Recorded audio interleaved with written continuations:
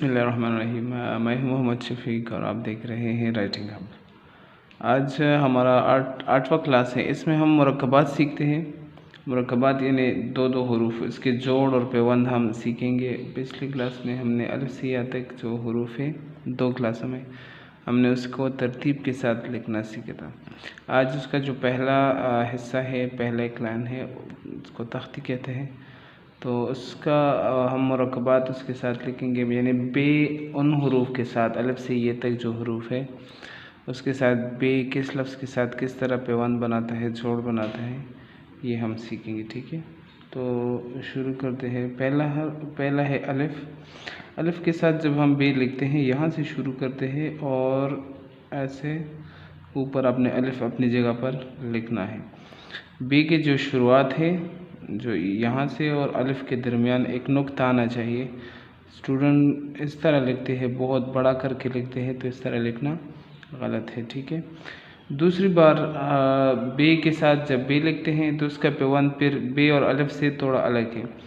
आपने मद सीखा है, इस मद को हम लिखते हैं ऐसा। अभी हमारे पास एक बे आ जाती है और फिर किसी को आगे हम इस तरह बे का शेप इसके साथ ऐड करते हैं, तो बे और बे के हरूफ बनता है। ठीक है, जीम के साथ इसका पेवंद फिर और अलग है। जीम हमने जो सीखा है उसी के आगे इस तरह एक स्लैश है, लेकिन इसका ये हिस्सा कदरे ऊपर ऐसे खम है, इसमें थोड़ा ऊपर की तरफ मुड़ा है, ये सब थोड़ा नीचे की तरफ मुड़ा है। फिर यहाँ से जीम का जो चोंच है वो ख़त्म करके सिर्फ उसकी बाकी बॉडी लिखते, ताज बनाते हैं और उसके आगे इसका बेजा लिखते हैं। बे और जीम को इस तरह हम लिखते हैं। देखिए, ये लंबा बनाना है, इसकी खूबसूरती इसी में है। ठीक है, अच्छा, इसके बाद जो है जीम के बाद दाल आता है। दाल वाहिद ऐसा हर्फ है जब ये अकेला आता है तो ये अपने शक्ल में आता है, अपने शक्ल में ये आता है, मतलब जो दाल का शेप है उसी में। लेकिन जब ये किसी दूसरे लफ्ज़ के साथ दोस्ती करता है, जब कोई दूसरे लफ्ज़ के साथ जोड़ बनाता है, मुरक्कब बनाता है, तो फिर ये इसको हम रा की तरह लिखते हैं।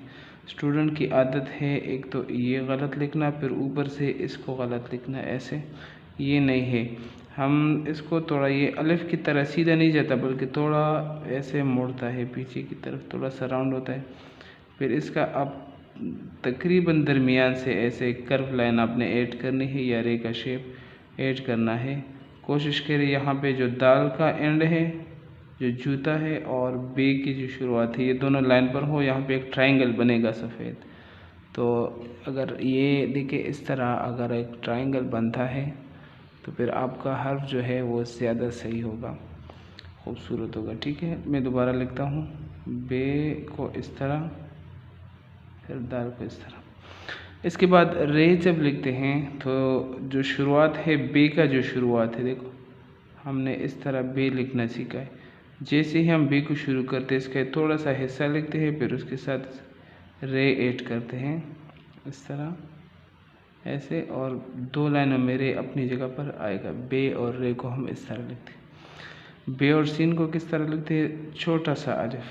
ठीक है, फिर थोड़ा सा ये कनेक्टिंग पॉइंट है, इस पर आगे सीन के 3 दंदान आपने बनाने हैं और बेजा बनाना है, बे और सीन।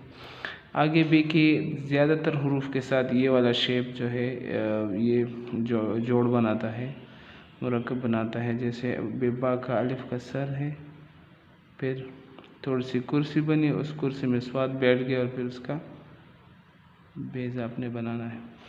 इसी को हम थोड़ा लाइन से नीचे लिखते हैं, यानी देखो ये फर्स्ट लाइन से शुरू है, अब थोड़ा फर्स्ट लाइन से नीचे से शुरू है और फिर इस तरह अंदर की तरफ, फिर इसका जूता बनाते हैं।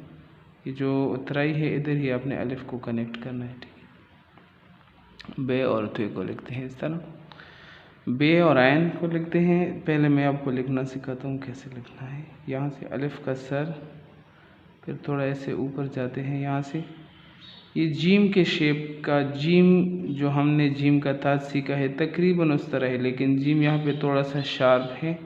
ठीक है, जब हम एन के लिए लिखते हैं तो इसी तरह है, और यहाँ से थोड़ा सा गोल आते हैं, इस जगह थोड़ा सा राउंड इसको बनाते हैं। ठीक है, तो यहाँ से आएगा ऐसे, यहाँ तक इसका वो बन जाएगा। फिर इसका आगे हम बेजा बनाते हैं, बा और आइन को इस तरह लिखते हैं।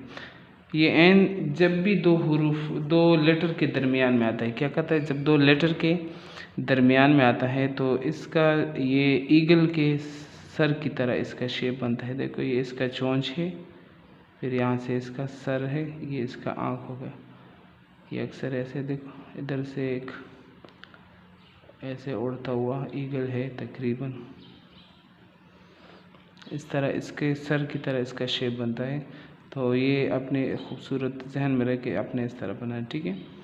फिर एन के बाद फे है, तो बे यहाँ तक थोड़ा सा हम राउंड जाते हैं ऐसे ऊपर से। ये हिस्सा जैसे हम सीन के दायरे ऐसे थोड़ा इस तरफ इसका कशिश शकल होता है, थोड़ा सा क्रॉस में होता है। इस तरह जब फे लिखते हैं तो फे का भी कशिश शकल वो इसके बरक्स होगा, ऐसे थोड़ा क्रॉस में होगा। ऐसे बिल्कुल फे को ऐसे ऊपर नहीं लिखते, ऐसे नहीं लिखते, ठीक है। इस तरह नहीं लिखते। तो हम यहाँ से फिर बे इसके साथ ऐड करते हैं। तो ये हमारे जो आज की जो हरूफ है आधे मुरक्कबात है, ये उसका मुरक्कबात है, उनके पहले तख्ती का मुरक्कबात हमने ये बनाए हैं। बे का जोड़ है किस हरूफ के साथ किस तरह बनता है, ये जोड़ आपने सीखने हैं, प्रैक्टिस करें। उम्मीद है आपको ये मुश्किल नहीं लगेंगे, थोड़ी सी प्रैक्टिस ज़रूर करनी है तो इंशाल्लाह सीख जाएंगे। Thank you so much.